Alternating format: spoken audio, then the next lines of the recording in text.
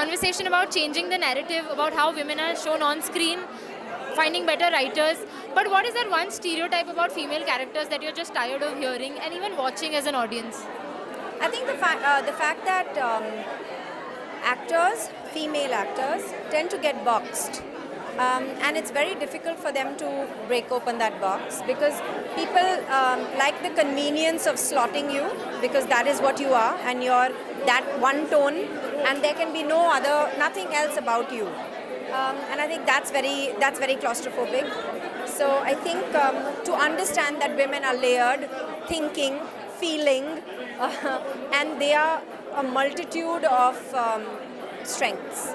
I think that is something that is so important for and for the lens to be not so skewed because a lot is looked through a male lens and how men view women. So I think it's so important to have a more equal view of women and to have a more inclusive and expansive view of women and their stories. Well, one of the things is, very often women are portrayed as morally good, and well-behaved, with a certain sense of moral propriety, which I think is an unnecessary burden to put on women. Basically, doing more grey characters is what you're saying. Yeah, and just complexity, and allowing women on screen to be outrageous, to make bad decisions, to behave badly.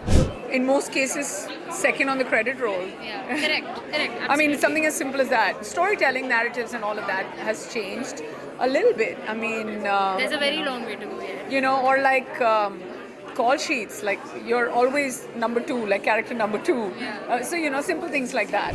The good old-fashioned woman who has to impress everyone, who cannot be flawed, and who has to be white all the time. I'd rather say it's time to play characters which are black, or a more profound way of saying it is play grey. Yeah. Grey, which is the real of everyone. I think when they have just flower pot roles where there's very tokenistic representation, where they're shown ditzy. The problem is not with ditzy women.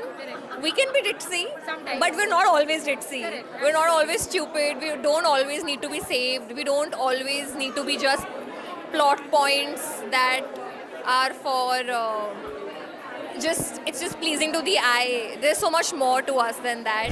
It's unfortunate, but if there is a girl who in real life comes from a well-to-do background, is for some reason expected to play the blondie in the film.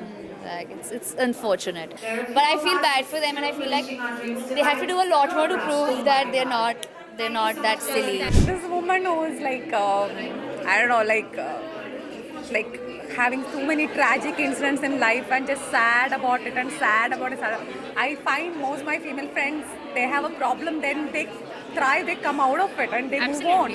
And so I'm just indulging in their tragedy and indulging all kinds, even if sometimes it's physical assault or sometimes it's mental. Yeah. It can be both, but a lot of stories that comes to me as an actor, sometimes it's like a lot of tragic incidents and they are just not able to come out of it or something. Yeah. And I am always actually women watch a great funny film and then laugh and they move on, man.